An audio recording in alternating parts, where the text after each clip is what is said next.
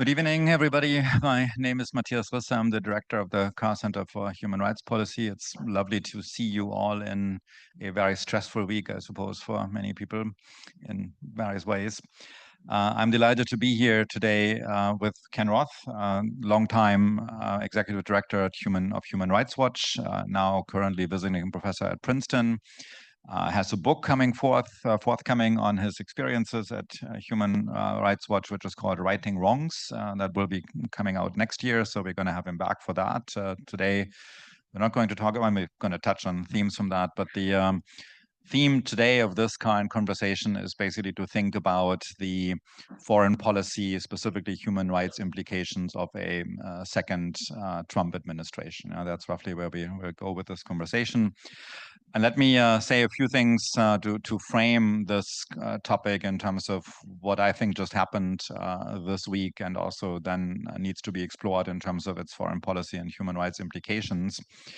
So the election results, as they came in a couple of days ago, revealed that the American public has distinctly more conservative positions, or is willing to accept conservative stances, conservative values, to a larger extent than a lot of us had expected. So I think we have seen a distinctive conservative shift, a value shift to the right.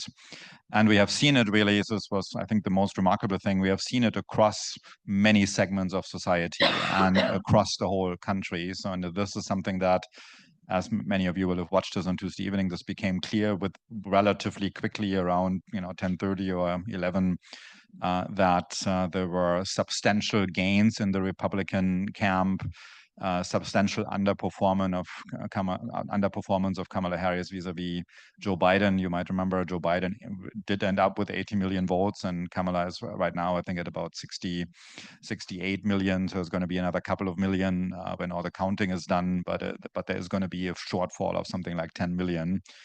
Compared to what Biden managed to generate 4 years ago, whereas Trump is going to stay roughly the same. But there's been some shifting in terms of who voted. So there's a general tendency for many groups and also traditional blue states to be much more supportive of Trump than what we saw 4 years ago in New York State. 13% more people voting Republican than last time. Rhode Island, 6% more. Massachusetts, I don't know what the exact numbers, but something like 3 to 4%, what I've seen. Also among minorities, so in places like Georgia, African-American vote changed quite substantially. Much less support for Kamala Harris than for Joe Biden, much more support for Donald Trump this time. Latinos opening up to Trump very much, especially Latino men. So some striking phenomena there. And as far as values are concerned, so we now see a commitment. So the substantial majority of the American public has thereby brought a set of values into the White House that come with various dimensions. And as we know, not just the White House, right? There's still a distinctive possibility that the Republicans will end up with the majority in both houses of Congress. So what are these values? Well, first of all, leadership values. So Trump is one of the best known people in the history of humanity, right? There's little secretive about him, right? We know him quite well. We see a distinctive authoritarian style there. We see a cult of personality style there. Rather than engaging with the nitty-gritty of democracy, we see also a distinctive macho style of politics, especially in his treatment and talk about women. And so that set of leadership values basically was, not saying that everybody voted with him with this in mind, but the result endorses this now. So this macho style, basically a lot of excuses being made for boys will be boys, and if he's a great man leader, then great. And this distinct male theme there. That's one area. The second set of conservative values that we have there, I think, is a very distinctive focus on the here and now, both the here and the now. So a care about the future played basically no role in this election campaign, and that was especially so vis-a-vis climate change. Climate change was shockingly absent from this whole election campaign, not just among the Republicans, also among the Democrats, which is truly disastrous for the world. So American leadership is badly needed in this domain, as you all know. But what we're most likely going to see is a withdrawal of American efforts once again, and now at a larger level, and at the same time also lack of concern for the future, also reflected in the fact that the Republicans have basically promised all sorts of tax cuts to people, which is really only doable if you yet more increase the federal debt quite dramatically. A focus on the here, so a substantive and very very strong anti-immigrant rhetoric of a sort that really has accelerated negativity dramatically. You will remember the cats and dogs allegedly being eaten by Haitians somewhere in Ohio. Absurd things like that in many other places in the world would have ended a political career, to say something so ridiculous.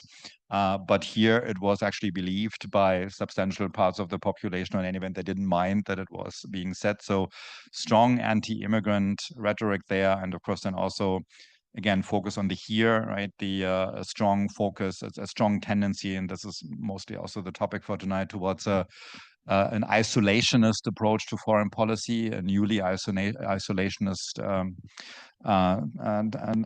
tendency in foreign policy, and also quite possibly a very transactional approach. So not value-based, not globalist in any way, not transatlantic. So the NATO is, of course, severely threatened here. If you are Ukrainian at the moment, obviously, you will be profoundly troubled by what's been happening here. So focus on the here and now as a set of conservative values, and then also what from a standpoint of a human rights center, a decisive rebuttal of a lot of emancipatory agenda. So the kind of thing that the Carr Center has cared about quite a bit. And really everything from being concerned with anything broadly understood as critical race theory, engagement with the aspects of American history where groups of people have been mistreated, have been neglected, have been, mistreated to the extent of being enslaved and driven into genocide, or being treated genocidally. So all of that is going to be targeted, right? Not only just squeezed out, but and belittled, but really distinctly targeted. So that is one emancipatory agenda that is distinctly under threat. Women's reproductive rights played much less of a role in the campaign than many would have expected. He seems to have also not motivated female voters as much as one would have expected. So there's clearly a problem with that agenda there, a threat to that agenda. And of course, that whole domain of people living outside of the gender binary, right? So the kind of absurdity, the things being said about trans people, and this whole debate about transgender issues basically was paralleling the absurdities around anti-immigrant comments, right? So just like we heard that Haitians eat cats and dogs, so we learned that if parents are sending a little girl into the school in the morning, they might expect a boy back at night. So just really surreal stuff. And all of that will also mean we are very likely to come into a new phase of culture wars in the United States, in which Harvard is probably going to be a massive target. And this is going to be something quite real. You will have heard about the endowment taxation that is being considered. And, as a private university, we depend quite a bit on endowment. And so basically taxing the endowment means less return from the endowment. And that just immediately means the business model that we have as a private university is just threatened thereby. And it will mean that there's things that we have done that we will no longer be able to do.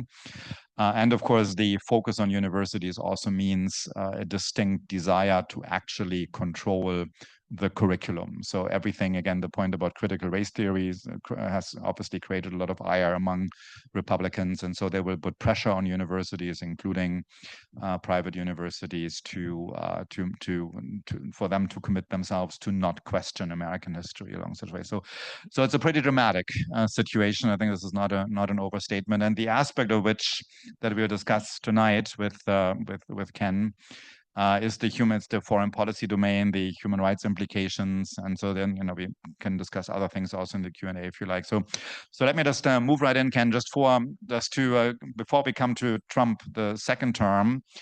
Let me just open by asking you. So if you look back at the first Trump term, how would you assess the human rights record of Trump's first term in office, and then maybe also for calibration, how do you think as a human rights person about the record of the Biden administration as we see it? Okay, well, thanks, Matthias. It's good to be here. I mean, in terms of the Trump record, I mean, let me just briefly touch on domestic because you dealt with that a lot. But I think we shouldn't ignore the Muslim ban, the utter disregard for the right to seek asylum through his remain in Mexico policy, which essentially forced people to stay in very dangerous circumstances while they waited perhaps forever for an asylum determination. Roe versus Wade is in many ways his most enduring legacy, and even though it was a court decision, not a government decision, it was effectively a government decision because he appointed the relevant majority. And I think maybe the most fundamental thing he did is break taboos against overtly racist or sexist or Islamophobic statements. And taboos are sometimes there for a reason. I mean, there's certain they're a way of kind of upholding a moral point of view. And Trump was contemptuous of that. Not just indifferent, but he really wanted to break that. And that just breaks down the moral fabric in a way that I think is quite dangerous over the long term. And I fear we're going to get much more of that now. In terms of his foreign policy, which I'll focus on, he obviously had this love for autocrats, which seems to be this adoration for or maybe envy for the power to be able to just give orders and not have checks and balances stymie what you do. And so he openly embraced whether it's Viktor Orban in Hungary or Erdogan in Turkey, Sisi, his favorite dictator in Egypt, Duterte, who's summarily executing young men in Philippines. These are all models for him. And then the most I mean, Kim Jong-un, you can sort of say, oh, he's trying to negotiate with him. I don't think there was admiration there. I think he just thought he could cut a deal, which didn't work. Putin is the oddest one. And I never fully understood what was going on there. I'm not sure we'll ever know, whether Putin has something, whether financial or otherwise, on Trump. But, his just sort of insatiable, willingness to sort of kind of play up to Putin was confounding. And I don't, I suspect we'll see more of that. I should say, though, that there was, because there were certain grown-ups in the room last time who probably won't be there this time, there were certain elements of his policy that were still tough. So his ambassador to Germany, who is, likely to continue to play a significant role, was very against Nord Stream 2. Because this would just be a source of revenue for Putin. He, rightly saw China as a threat, although seemed willing to be bought off with just a trade deal that, never really materialized into anything. But I think he was right about sort of the need to shift U.S. focus to China. There, of course, is his, anti-multilateralism, where he, famously pulled the United States out of the UN Human Rights Council. Worth noting that Biden just effectively did the same thing by not running for a second term. I think because he thought that the U.S. would lose. And so just because of the Israel position. And so just didn't want to risk the embarrassment. But that, that doesn't happen. You don't have a government that, you don't have governments that withdraw the way Trump did, and you don't have governments that don't seek a second consecutive term, which Biden just did. But of course, Trump also withdrew from the Paris Climate Accords, from the World Health Organization. Kind of around everybody should look. There was some multilateral institution he was pulling back from. Um, on Israel Palestine, Israel could do no wrong, and he green lighted the move of the capital to Jerusalem, um, settlement expansion, no problem, annexing Golan, no problem, and so pretty much everything the Israeli government wanted, he gave them. He pushed through these Abraham Accords, which in principle are fine. They're a reconciliation between Israel and more moderate members of the Arab world, but with no serious human rights conditionality attached. It was the UAE got a commitment from the Israeli government not to annex further parts of the West Bank. And so far that's been held up. But otherwise, utter indifference to, at that point, the apartheid that was reigning within the occupied territories. Just, cut the deals and that's all that matters. So it it adds up where there's in fact, it's hard to come up with places where his administration really advanced human rights in any significant way, and he did significant harm to the cause in numerous places. What about the Biden administration? Well, Biden came in talking a very different game. He talked right up about how democracy was going to be the promotion of democracy would be a guiding factor in his foreign policy. That actually became a joke. You couldn't talk about that in Washington because it was just seen as kind of using outdated rhetoric. And so what Biden, he did legitimately see the threats posed by both Russia in Ukraine and China. He enacted a very important piece of legislation, the Uyghur Forced Labor Protection Act, which is incredibly powerful. It presumptively bars any import from Xinjiang unless you can prove that forced labor wasn't used, which you can never prove. So, that is a fantastic piece of legislation. With Ukraine, Biden actually was masterful in terms of building a coalition. This was Biden at his best in seeing the threat, identifying it early on before the invasion even happened, and building this strong, preventive coalition and then reactive coalition, and then imposing very serious sanctions on Russia, building a strong military defense for Ukraine. So all of that is I think you've got to give him credit there. On Israel, he said the right thing and never backed it up. So he pushed the Israeli government to pay more attention to sparing Palestinian civilians in Gaza. He pushed them to allow food and humanitarian aid in. He pushed them to agree to a ceasefire. He never, until now, seriously threatened to condition U.S. military aid or arms sales.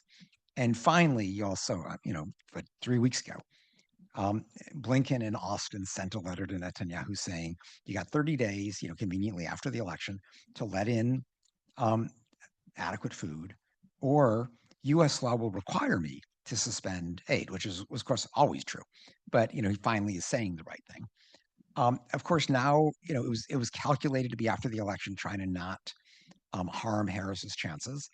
But now that Trump won, even if the aid is suspended, the power has been lost because everybody knows that Trump will just reinstate it. So, his ability to actually force greater attention to, to civilian casualties, to the starvation strategy, was wasted, and now he may belatedly use it, but it's not going to make much difference. So you have an op-ed coming out in the Guardian that you shared with me earlier today, but it's not out in print yet, where you think through a little bit the foreign policy dimensions of the next Trump administration, and you're doing that with a bit of an optimistic take, right? So what can we hope for, on the upper end of things? And it's a quite intriguing theme that you have there, namely you are approaching the subject by wondering, let's assume what you would do if you were actually to care about his legacy, right? So he's actually looking to the future and says, how does he want to be remembered? What kind of president does he want to be remembered?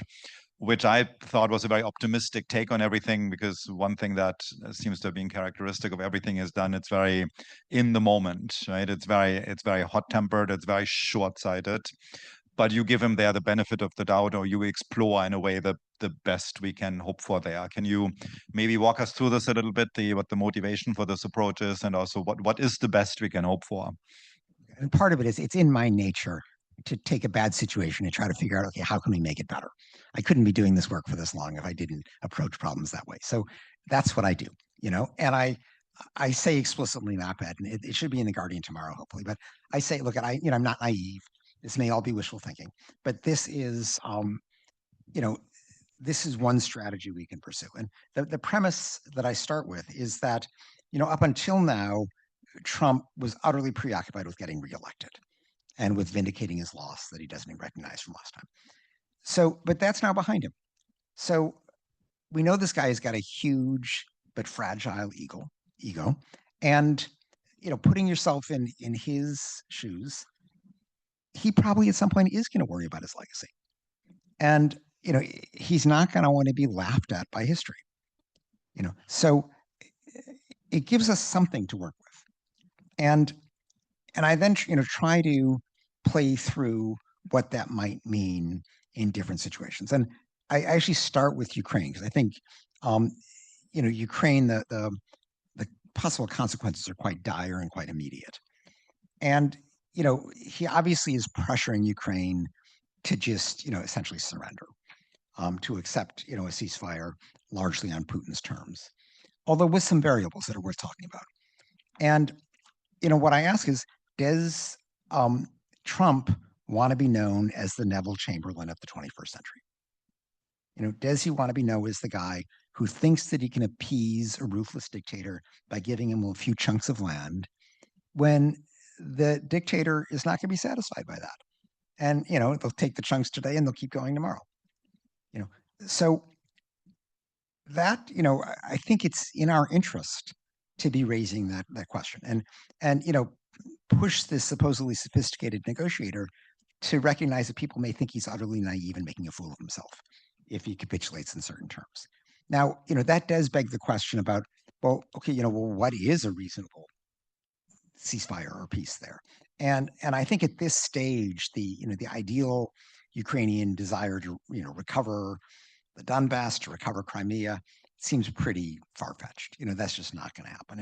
And at some point, you do have to ask, is it worth continuing to fight when there's no prospect of the front lines moving significantly?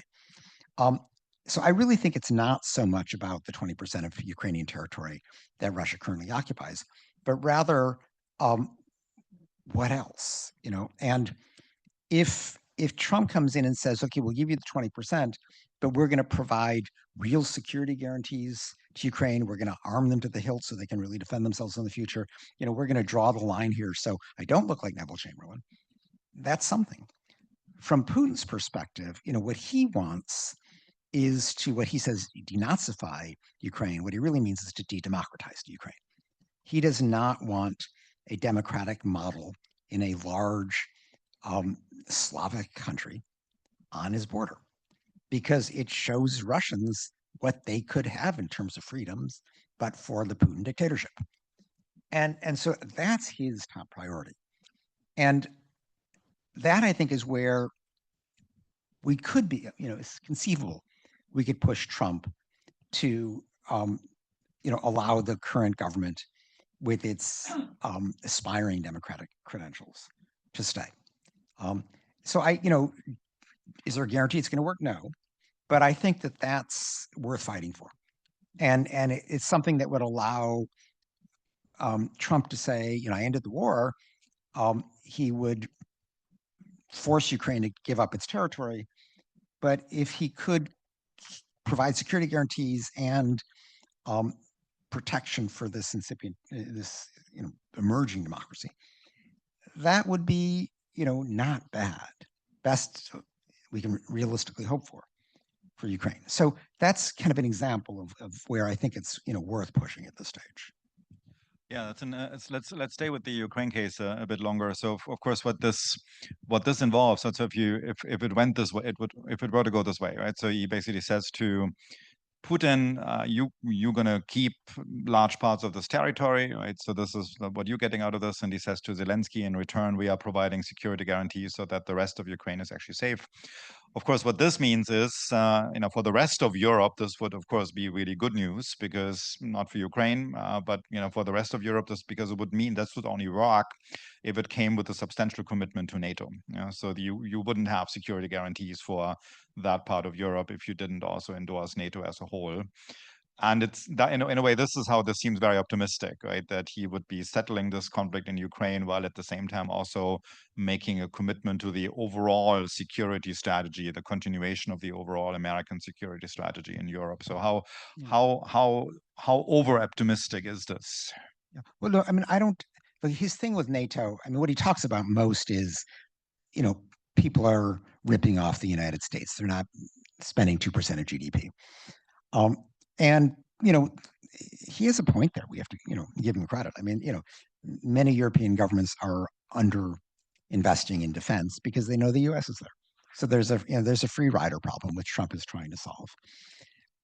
I'm not sure that there's been times where he says, like, why would we go to war over some tiny little irrelevant European country? He hasn't repeated that a lot. I'm not sure how profoundly felt that is, as opposed to the being ripped off. As a businessman, he gets the ripped off thing. It wouldn't, I mean, providing security guarantees to Ukraine wouldn't necessarily mean letting Ukraine into NATO. But this is where Trump, is like indifference to norms. Biden wouldn't let Ukraine into NATO because he knows that it means then a commitment to defend NATO if it's further invaded. You can almost see Trump saying, whatever, Putin, you got to promise me you're not going to invade. And if you do, we're going to fight back. Biden would be afraid of starting World War III. I think Trump would say, I can just bluff my way through this. My craziness is enough to deter Putin. So, who knows? But I think that, what we should be really focused on is, the security guarantees provided, and really, what is the state of democracy? Is there an endorsement of this denazification ideology, which is all about getting rid of the democracy?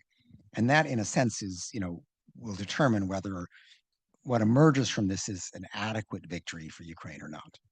Of course, one thing about Ukraine is this deeper background, right, with between Trump and Zelensky, when years ago Trump tried to enlist Zelensky for a plot against what's his name, Hunter Biden, right? And Zelensky basically said, no, I'm not gonna go along with these improvised corruption charges against Hunter Biden. And so it might just be, in terms of personal vindictiveness, that is going to kick in. And so he's back in office, and he's finally showing, to Zelensky what's happening if one doesn't comply with Trump's wishes. Yeah. But I mean, this is where Neville Chamberlain comes in.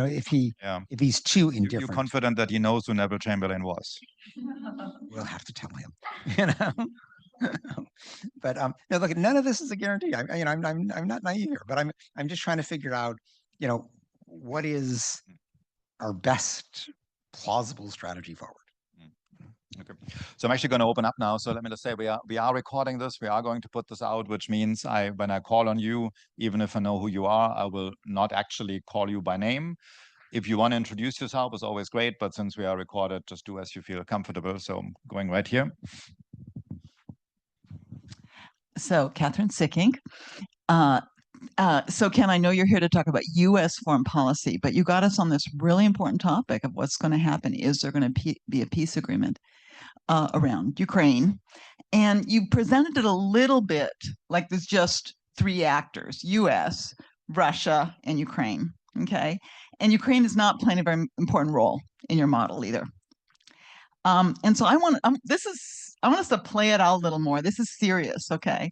And is the United Nations not going to be involved with Trump because of his anti-multilateral approach? Is Europe going to be almost cut out from this model you have? They're just going to be, according to Matthias, they're going to be happy because it means security guarantees to Ukraine means to NATO, and then Europe's going to just sort of roll over and not pay attention to, for the first time since 1928, giving a chunk of a European country over in a peace agreement. Okay, so the question I have is, other people are putting proposals out there. We're hearing very interesting things, not about a peace agreement, but about an armistice. agreement, which could be much more acceptable to Ukraine, which says it's not peace, but it's going to be a kind of a Korea model with a demilitarized zone, with UN peacekeepers, and with international. So the areas you say would have to be turned over, but not as like a permanent concession to Russia, but a temporary agreement to have peace or to have an armistice, but not to agree in all long term to that. Now, of course, in Korea, that's a solid border, but it's a different mentality that you use to approach it. I should say, I mean, I maybe didn't make this clear. There is not going to be a formal peace accord. We are talking about a ceasefire, de facto, frozen conflict. But the question is, will Ukraine stop fighting? Will the two sides stop fighting? Will they respect, just the existing de facto line of control? And the UN is going to be irrelevant to this. This is, the UN was involved in the Black Sea grain thing, but the UN has no role in terms of this particular issue. Europe will have a role to play in that. I mean, even if Biden were to cut off arms sales, Europe could continue to provide significant arms, and so could, allow Zelensky to some extent to ignore Trump. I don't think for long, but I think Europe has got to be brought in. Whether it's, probably be in the form of NATO, but it could be just certain countries. But I think effectively what we're talking about is a ceasefire understanding, because why would anybody trust a formal treaty with Putin when he's ignored them in the past? And I think the the goal in this should be to make Trump feel that his personal credibility is on the line to enforce something, and that in many ways, at least for the next 4 years, would be as important as a formal NATO statement. Because I think that's something that Putin is, because of Trump's unpredictability, it's something that Putin would have to pay attention to. I was just recalling the mic, since in this room the audience actually doesn't need mics, since that's I didn't want you. If you have another, you want to follow up, or shall we? No, we should go to the. Okay, so let's open it up more broadly. Let me say, so you can actually, Ken is amazingly good at engaging with the domestic politics of just about every corner in the world. I've been at a dinner with him where the subject of the day was Eswatini, used to be Swaziland, and he was really well versed in the interior politics of Swaziland. So if you have questions about Swaziland, that would be one example, but don't be shy. Just ask him anything about human rights causes or anything connecting to the second Trump administration. So chances are you get an answer. Yes. Yeah, hi, so Matt. I kind of wanted to ask a little bit about more on the Trump administration, but I feel like one of the more optimistic reads might be that Trump's kind of quotient for acting less rationally than we've traditionally expected leaders to do. That might be some cause for optimism, that maybe the kind of more kind of increased likelihood of a dramatic falling out with Putin or another world leader or similar might give you kind of cause for kind of hope, maybe in kind of his relations with Netanyahu or with Putin, and that there might be a scenario where kind of that incentivizes him to act in a way that we've just kind of previously never really thought. So that might be arming Ukraine much more, or might be a much firmer line on Israel. I just wondered, I think your kind of optimistic scenario is really interesting, but to me, I'm wondering, is he that rational? No, we shouldn't assume he's super rational. He's very emotional. I think but this unpredictability does cut both ways. And I do think Netanyahu is probably a bit worried right now, just to cite that example. Yeah. Because, yes, historically, Trump gives him whatever he wants. On the other hand, Trump wants this war over with. He's got a certain personal credibility there. He does, the same like Nixon in China. I mean, Trump does have the capacity to be tougher with Israel without worrying about electoral repercussions now. And so, you could see him taking tough stands if for some reason he thought it was advantageous.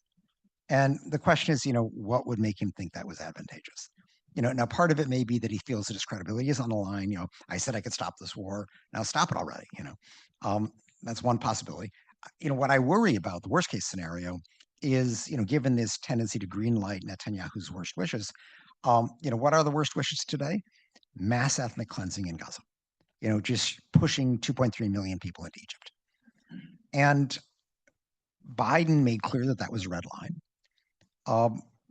Trump probably doesn't care, So what if that's the solution to end the war quickly? And there's been, rhetoric, some Trump rhetoric saying, just do what you have to do.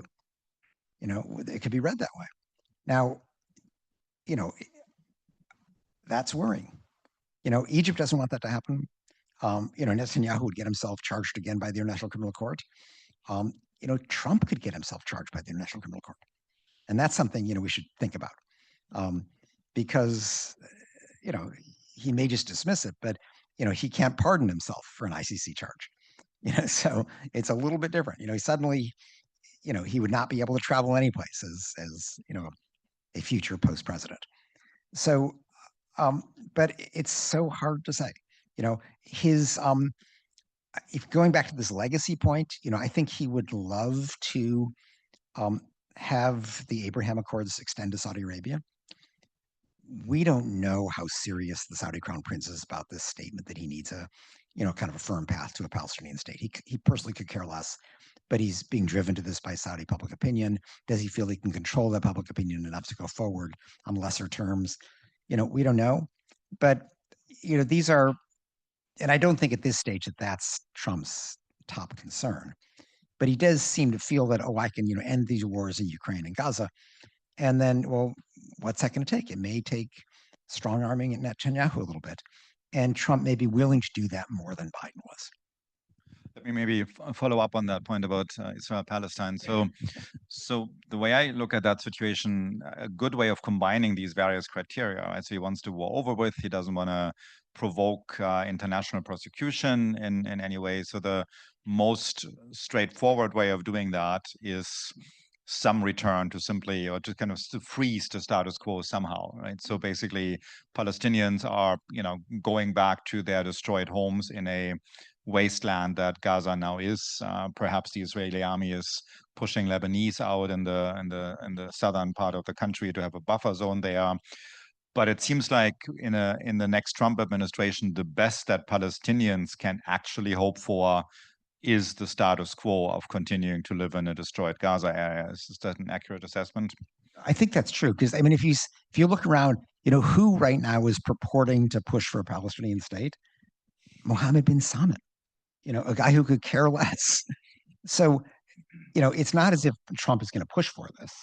And, if his quest for an Abraham Accord, including Saudi Arabia, is only, dependent on the Saudi Crown Prince for progress, that's not a very hopeful route, So clearly, the interests of Palestinians haven't mattered terribly much. Oh, not at all. The Abraham, which I think is also causally connected to what happened on October 7th, because basically they feared that they were conclusively abandoned even by Arab countries. Well, they're about to get a Saudi deal. Yeah. So, I mean, that's one theory. I mean, clearly Hamas was plotting this for a long time. And, it's not just the Abraham Accords. I mean, I think the dominant reason was they were subject to this blockade, that the occupation was forever. They wanted something that would shake things up. But rather than just attack, military targets, which would have been an understandable step, they attacked civilians, which is where they went overboard.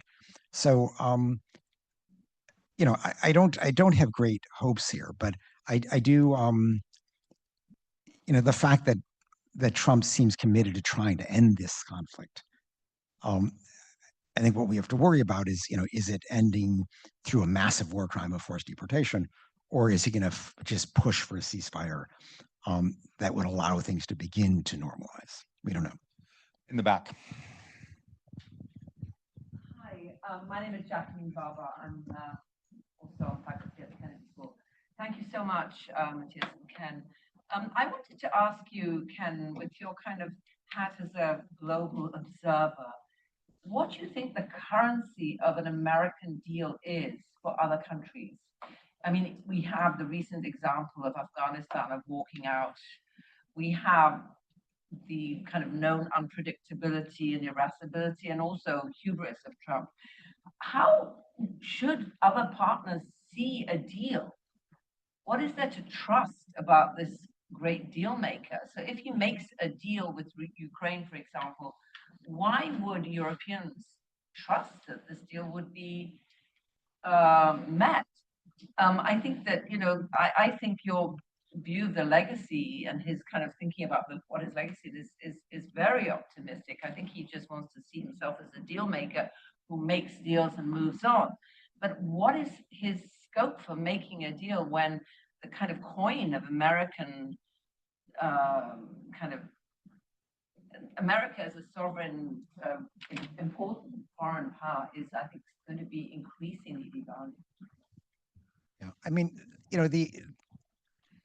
already the fact that Trump was so unreliable last time is why the Saudis were not just pushing for a verbal deal; they wanted Senate ratification, and that's because what the Saudis wanted was just a security deal between the United States and Saudi Arabia.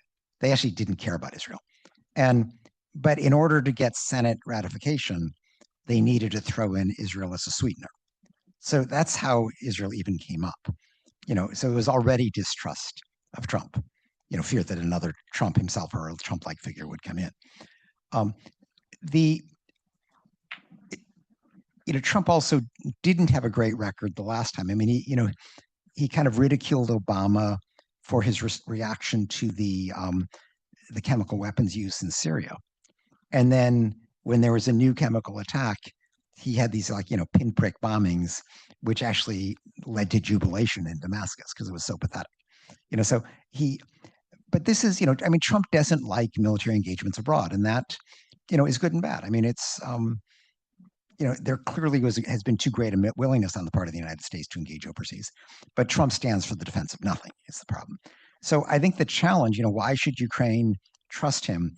I think only if his reputation and ego, is on the line. And so it's not so much Senate ratification that would matter. You need Trump to really say, I promise this, if Putin crosses me, XYZ quite explicitly is going to happen. And it'll take something like that, I think, for the Ukrainians to believe him.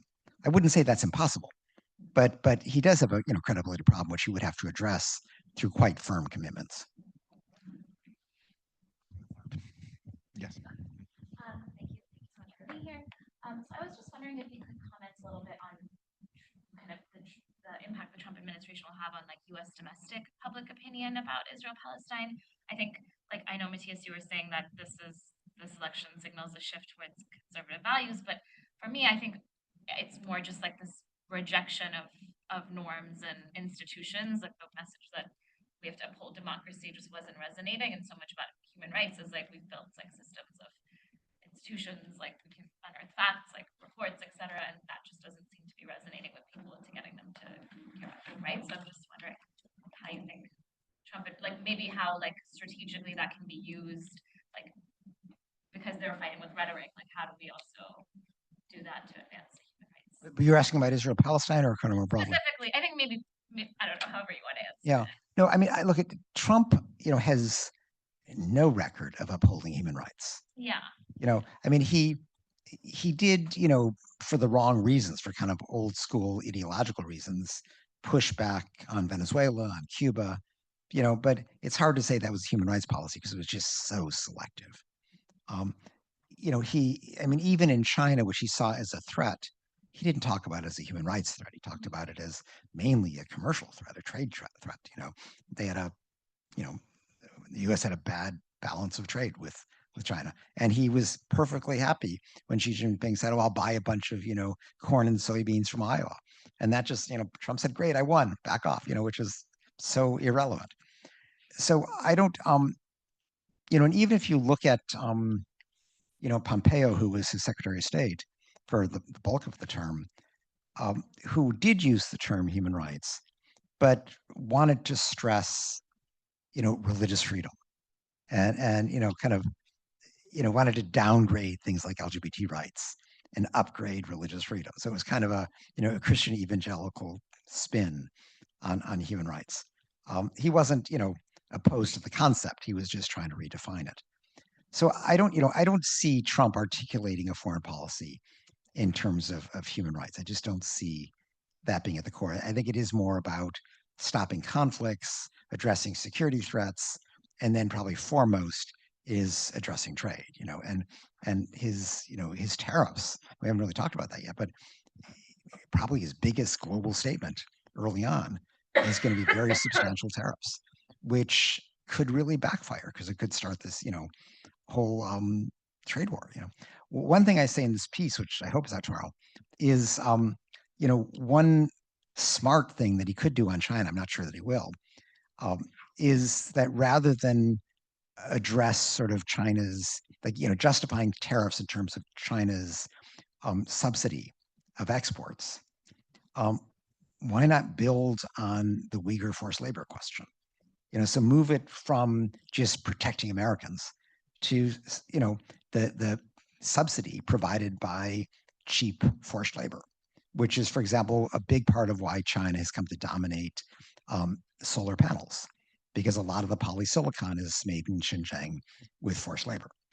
So if Trump were smart, he would say, I'm going to push Europe to adopt a similar law to the United States.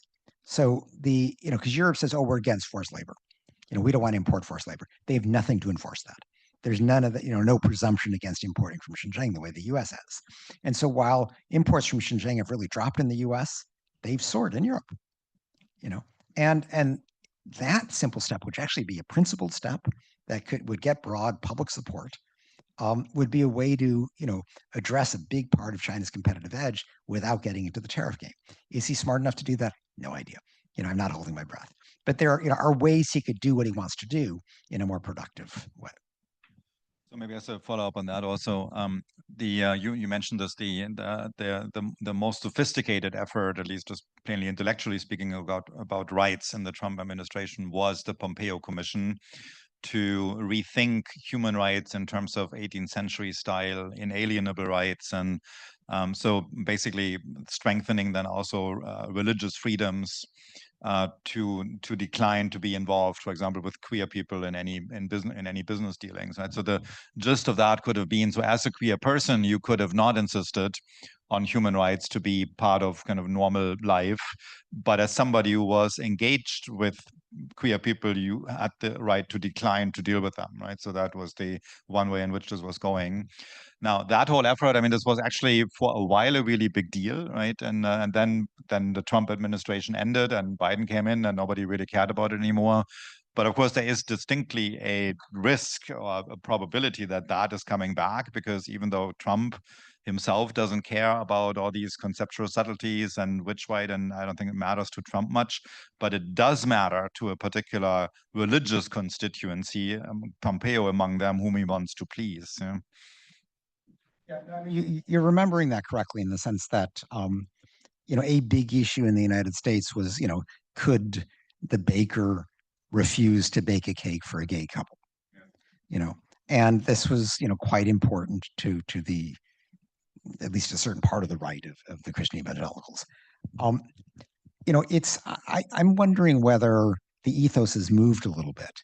I mean, Trump made this weird remark the other day about, normal gays, which, I think what that means is that he's kind of, accepts that, same-sex marriage and it's just like, the world has moved on, that's just mainstream now. And he's focused on the trans issue because that resonates, and he's not normal gays. Yeah? That's what he means. Yeah. That's what he means, and it's just, I mean, it is the LGBT concept, is a bit of a, collection of different things. Yeah, very different things. And they, made huge hay out of the trans issue during this campaign. They ran gazillion ads about how Harris, wanted to fund trans conversion for prisoners, and this is how she wants to use your taxpayer money. And that affected people. They did all these polls to show that those ads move people. So I think that, the culture war has shifted a bit to that. So we'll have to sort of see how, if Pompeo's Inalienable Rights Commission gets resurrected, which it might well, what are going to be the cutting edge issues now? And I don't think we yet know that. the trans issue is not a big kind of international human rights issue at this stage. Hi, I have like a question going back to global state of like human rights. Mhm. What do you think will be implication of like Trump midterm to global state of democracy? I mean, like on one hand being maybe like even tougher on China than before, but on the other hand, there are like so many like presidents who like basically repeating Trump's rhetoric and like again like he reversed a lot of taboos and now like they allowed to do the same. So what do you think is going to happen with like Hungary, Latin America, and like other places? Look, in terms of the defense of democracy, Biden has already largely abandoned that. I think we just have to recognize that. He came in saying the right thing, but when it became more important for him to build alliances against Russia and China, he was willing to, actively enlist allies who were either autocrats or moving in that direction. And, his fist bump, pleading with the Saudi crown prince was an example of that. The state dinner, that he gave Modi just to kind of build an anti-China alliance. I mean, so Biden already, he still talked about the global contest between autocracy and democracy, which I still think is a very important thing, but he had largely stopped fighting it. Trump is not going to pick this up, So, I mean, what's going to happen with Orban? The answer to that has much more to do with the European Union than with Trump. What happens with Maduro? I mean, Biden actually tried there. So far has failed. I think, the approach that when Trump pulled out of the UN Human Rights Council, there was this thing called the Lima Group that stepped in, which was a dozen or so Latin American democracies plus Canada, that took the lead to say this is not, a geopolitical issue. This is about the defense of democracy. That was a quite effective effort. It didn't work, but had much greater potential. Today, who has the most influence on Maduro? Probably Lula. So I do think, as we had to do with Trump last time, we've got to think multilaterally here, and not necessarily, UN, but you got to look around the world and say who has the most influence and who can we enlist in this effort and who cares. And so we really have to think globally on these things.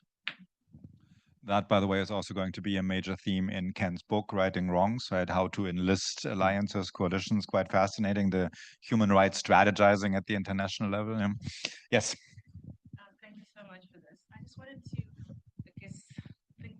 hear from you how you're seeing what Trump's foreign policy is going to be relative to Africa on two levels. Firstly, the human rights level. I think there's a lot of, there was some level of elation that came from African leaders because dictatorial personalities, very conservative views, massive abuse of human rights, and they almost feel like they'll find an ally in him.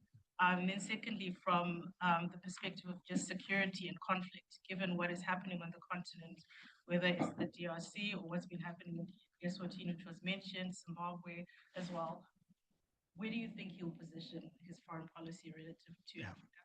I mean, look, I don't think he gives any mental energy to Africa. So I think in many ways, the best hope Africa has is that it never makes it to the White House. And it's a State Department issue. And you then, are dealing with some of the professionals in the State Department who at the embassy level or, the assistant secretary level can still make a difference. And there are, obviously the series of coups in the Sahel, very related to the Islamist threat. There's a security issue there that, may still enlist the US government. I think things like, Uganda's awful turn against LGBT, US, Trump could care less. That's not going to come up. Something like Ethiopia, Tigray, there may be, I'm sure at the professional level, they will be concerned about Ethiopia falling apart, about, with Sudan. I've been disappointed because if you look at what happened under Bush 2 with Darfur, it was the Christian evangelicals who got mobilized that pushed Bush to actually be decent on Sudan. And that hasn't been a big factor this time. Now, maybe it's our fault for not enlisting the Christian evangelicals.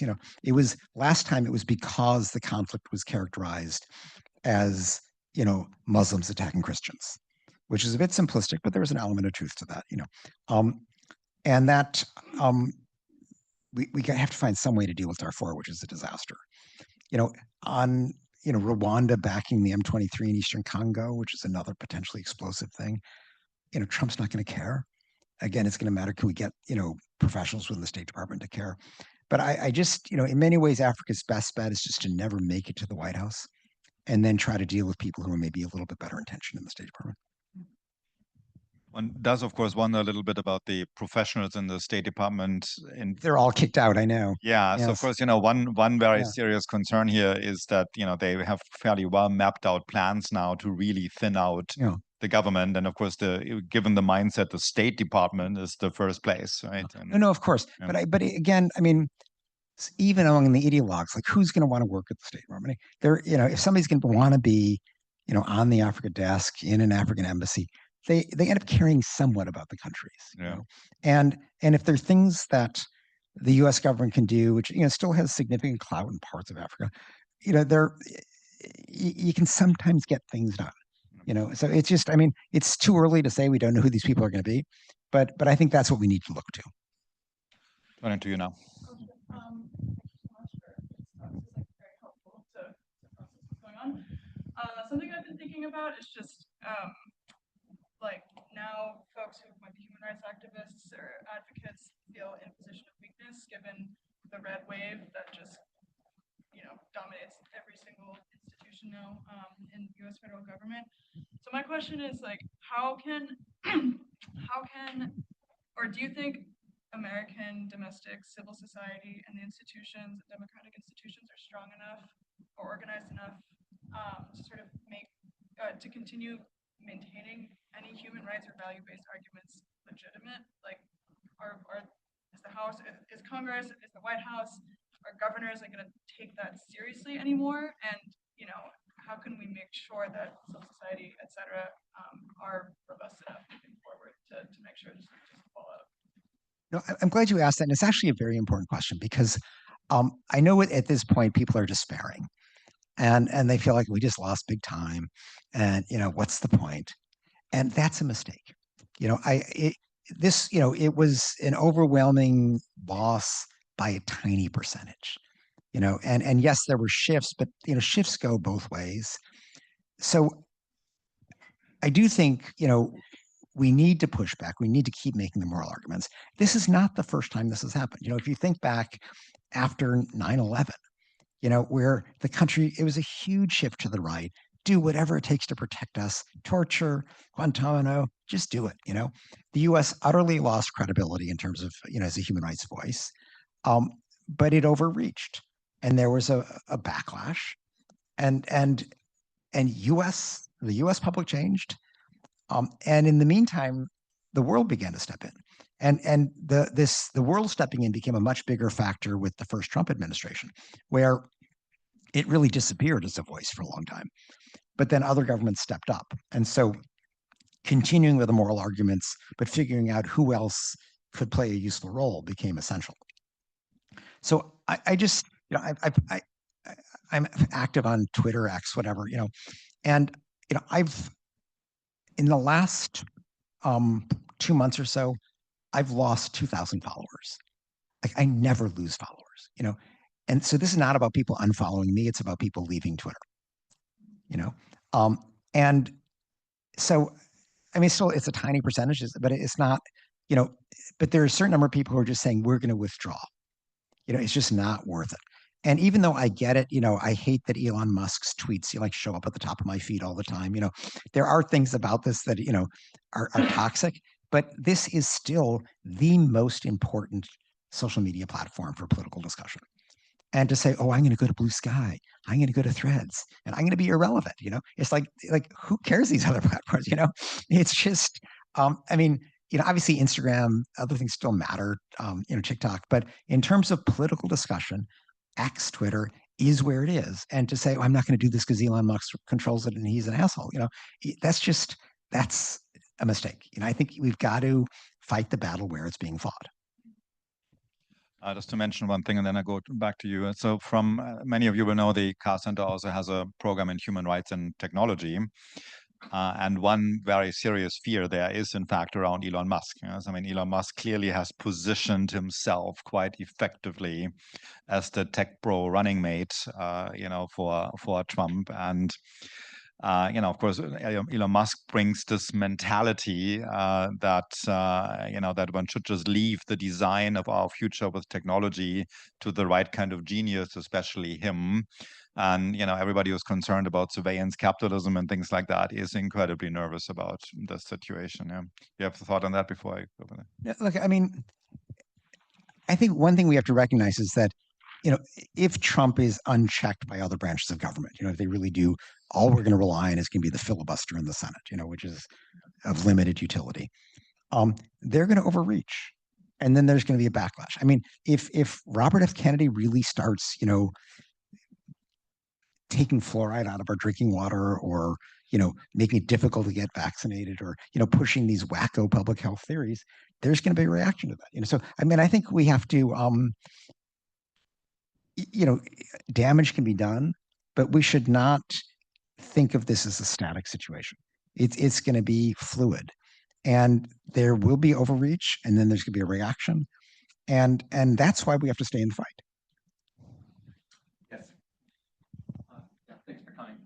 So throughout the election period, there was a lot of rhetoric going around that Trump would probably be worse in Gaza when it came to restraining Israel from committing human rights violations. My question is, do you believe that to be true? I mean, what we've seen as a human rights expert, we've seen in Gaza essentially, complete leveling of the infrastructure. Every university has been destroyed, firebombing of refugee settlements. So do you truly believe that there is a chance that the human rights situation in Gaza could be worse with the Trump administration? Yes, because the one thing that hasn't happened that could happen is mass forced deportation. Which is not saying please move. It's going to be starving and bombing people until they move. So yes, it could get worse. I'm not denying that it's bad now, but it can get worse. Yes. Yes, thank you. You mentioned how Trump's preference is to not have a military presence abroad, and China is currently watching the situation in Ukraine. If an armistice is supposed to be the solution out of war currently, then how far do you think Trump is willing to go if, let's say, China does see this as an opportunity to get into Taiwan? Yeah, no, I think the answer to that is going to depend on the kind of security guarantees that we were talking about. In other words, if it looks to Xi Jinping as if Trump is so isolationist and so reluctant to be involved militarily that he basically forces Zelensky to capitulate to Putin on whatever terms, that's a virtual invitation for Xi Jinping to invade Taiwan, because it's saying the U.S. is not going to get involved. On the other hand, if Trump can spin this by saying this is getting to be a pointless war, so many soldiers are getting killed for what, like a few kilometers of territory here and there in eastern Donbass, all of which has been destroyed anyhow. I just want to end this, but I'm going to try to do it on terms that, are not capitulation. I don't want to be Neville Chamberlain. Then that's different, and so I do think that the precedent being set for Taiwan is an important argument to make to Trump as he's trying to figure out, what to do on Ukraine. Yes. Forgive my pessimism, but I'm not going to ask you a question concerning what Trump would or would not do, because personally, I think the problem is not with the U.S. foreign policy with regards to the Middle East. I think the major problem is the United Nations and what we have at the global governance level. For example, the fact that the state of Israel can violate all norms and international law, kill like children as it wishes, cross into borders, even fire at the United Nations peacekeepers, to me, reflects actually a deeper rot within the global governance regime. And I think one of the major problems is the current global governance regime enables few states, including the United States, to actually have a louder voice than other countries. So what I suggest, and I would like that to happen in my lifetime, hopefully, do you think it will be possible for the United Nations to be completely restructured? That way the United States does not have a louder voice than, let's say, South Africa. That way, when an issue like this arises and countries from across the globe vote on an agenda, for example, calling on Israel to stop bombing people, if like 80 countries, for example, vote, or like 140 countries pass a resolution, and then one country comes in and then says the veto power, do you think we need to restructure the whole United Nations that way? If a state like Israel, for example, continues to perpetuate injustice like this, then the United Nations essentially will have tooth, so to speak. That way it can enforce international law. Yeah, I mean, I totally get the problem. If what you're talking about is restructuring something that's still called the United Nations, that is under the UN Charter, you're not going to get rid of the veto, because the veto bearers have control. So the only way you would get rid of the veto would be to say we're going to start over. We're going to have League of Nations 2 or something. Which is not impossible. Because there is a role for an international. Everybody gets to belong institution. But if one way to sort of force change is to say, well, we maybe just should abandon the UN and start over. That's nobody's talking about that right now, but that's the only way you get rid of the veto. Obviously the reforms that are being suggested would be adding permanent members. Add Brazil, add India, but they wouldn't even be given the veto, and you wouldn't get rid of the vetoes of those who have it already. So what you're talking about, the fundamental problem is not going to be addressed within something we call the UN. Now, what I want to stress, though, is that we are a bit too focused on the Security Council. And I think that this is where, kind of a lack of imagination has been our problem, because there are other institutions that can be used. The General Assembly is difficult because it's, all 193 member states, but it was used, several times successfully in Ukraine, has been used in Gaza.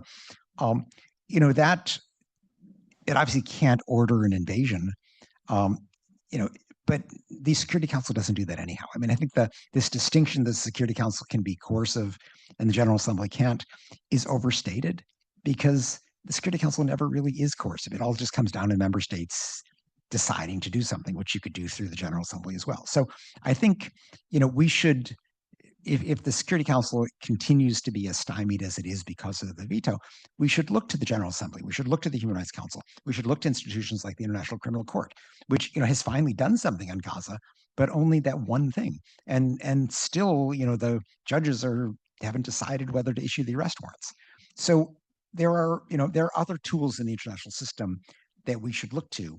None of this guarantees an end to war crimes, but they raise the cost, and that's what this is all about. I mean, even the Security Council can't just snap its finger and end the war crimes, But the point is, if even war crimes are rational to the actor, they think that, okay, it's worth doing this because we're getting something from this. The only way to change that is to change the cost benefit analysis to make it rational to stop the war crimes. And so you've got to be creative about figuring ways to increase the cost of pursuing this war crime path. One more question. Thank you so much. Bringing us back domestically, I think one of the things I'm very nervous about is the long-term effects of his power over the Supreme Court. And I'm curious if you have the optimist lens on this, and if not, what is strategy and organizing look around that? Yeah, I mean, I don't specialize in the Supreme Court. I mean, because there's just a whole subset of lawyers who do that, and you just got to pick what you spend your time learning about. So I don't pretend to be a Supreme Court expert. I think this ruling giving Trump immunity for virtually anything is incredibly short-sighted and dangerous, and that's going to come back and haunt us. There's no immediate prospect for things getting better. Because even if all the Supreme Court justices live for the next 4 years, it doesn't get better. It means it doesn't get worse. And meanwhile, the rest of the judiciary is going to get worse. So, what it does mean is that, I spend most of my life defending rights in situations where there is no court to speak of. There may be court, but it's powerless. So we have had of necessity to resort to public and political pressure. That's how we defend rights. And, in the United States, we've become too used to relying on the courts. Courts are not going to be our salvation at this stage. And so we have to fall back on political organizing, on public pressure, on the kinds of things that are key to getting stuff done, and can't just sit back and hope some lawyers can persuade the Supreme Court, because that's not going to happen.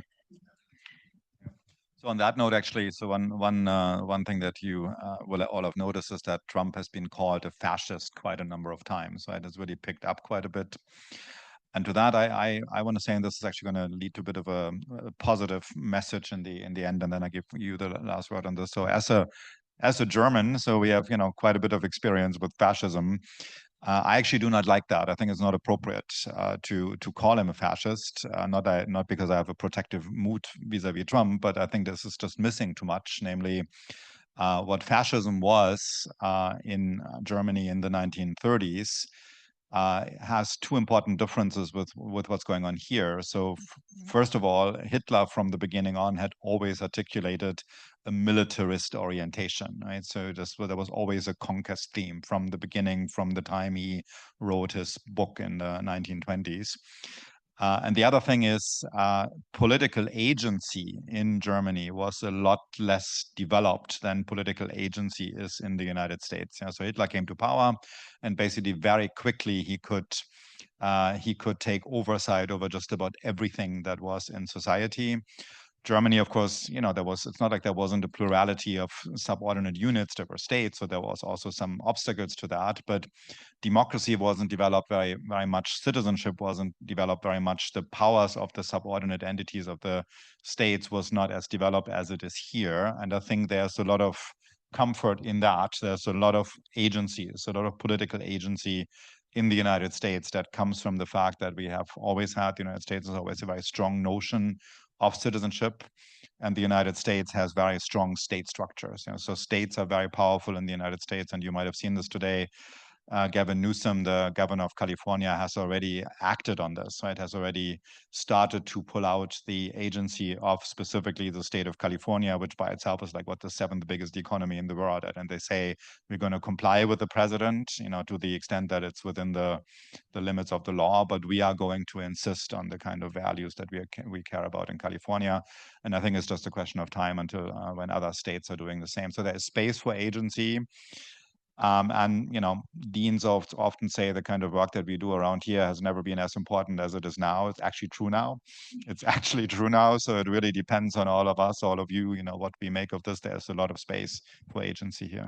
Ken, last word goes to you. Matthias, that was well said. I mean, I don't use the term fascist. I mean, I think it's also a kind of historical term. I don't think it means anything to people these days. But, Trump does have autocratic tendencies, meaning he dislikes checks and balances on his power. And he has succeeded in neutralizing a number of those checks. The courts, mostly Congress now, he's targeting the civil service. He's going to hire, senior officials who are more yes people rather than, independent figures. But apart from the state point that Matthias rightly made, there's also the role of the media and civil society, and Trump would love to silence us, but he's not capable of doing that, and he has to pay attention to that because in the end, even though he's elected, everybody is susceptible to public opinion. I mean, why is the Saudi crown prince pushing for a Palestinian state? Even a dictator is susceptible to public pressure, So that is a very important check. And that's why I do think it's important that we not resign, that we not despair, but that we, use this as a kick in the behind and get engaged. Thank you, Ken. Thank you all.